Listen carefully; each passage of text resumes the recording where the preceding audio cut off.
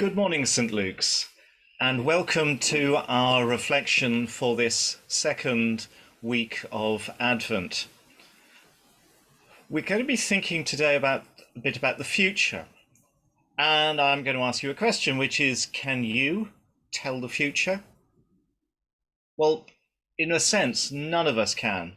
None of us know what's going to happen the next minute, or the next hour, or the next day, or the next week. It might be really great. It might be really disastrous. We just don't know. And in a sense, we actually are telling the future all the time.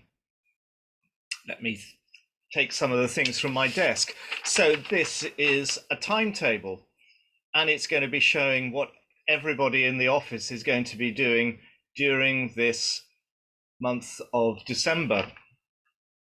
We've sent round some cards, which are our Christmas services, and on the back is listed all the things that are going to be happening here at Christ Church over the next weeks, all the services and all the times.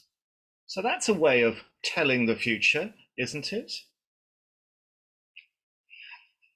If you look behind me, you'll see that there is a list of weekly office tasks, and there's an awful lot on it, and it shows what's going to be happening during the week and all the regular tasks that we need to do. And then finally, if you look around the office, you'll see that there's an awful lot of stuff that needs to be put away. We've got stuff from the fair that we had on Saturday. We've got lots of stuff that just needs to find a home and to be put away neatly. And I don't need to be a prophet to tell you that somebody, and I hope it's not me, is going to be very, very busy this week. Now, I've used a word that we probably need to talk about, which is the word prophet. It's a word from the Bible, but it isn't perhaps the word that people usually mean when they talk about prophet. What they usually mean is somebody who is able to look into the future like a fortune teller. If you've ever been to the seaside, sometimes you see a gypsy caravan and somebody is claiming, I don't know if it's true or not, to be able to foretell the future, to be able to predict the future. That is not what the prophets do. What has happened to the prophets is that they have been taken up and they've been brought to God's home, to his throne, and they've seen God in all his goodness and in all his glory, face to face. And that's an extraordinary experience. It's an experience that I've never had and I wished I had, but an extraordinary experience that changes their point of view. And because of this incredible experience of the goodness and the glory of God, they're able to do two things. First of all, they're able to look at God and look at human beings and realize just how different God and human beings are.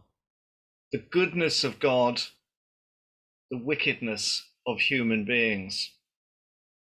And they're able to say, well, if there is that sort of contrast, that sort of difference between God and human beings, and if human beings continue to be like that, then boy, there's going to be trouble.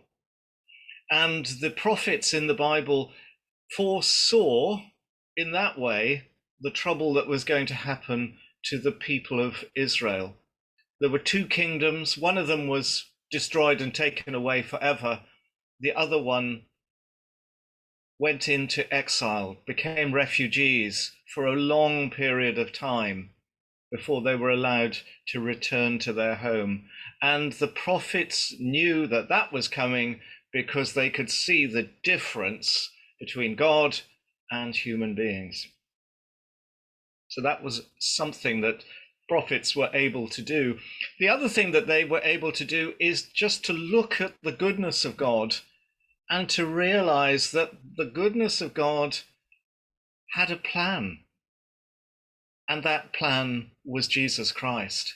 And so they really were people who were looking forward to the coming of Jesus. They might not know his name, they might not know very much about him, but they knew, because of the goodness of God that they had experienced, that God had good plans for them.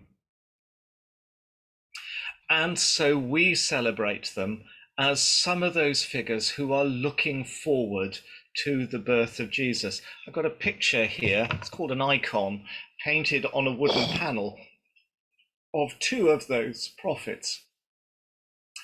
It's Jesus in the middle, but where my hand is here, that's Elijah. And this figure here is Moses. Moses carrying the tablets of the law and giving them to Jesus.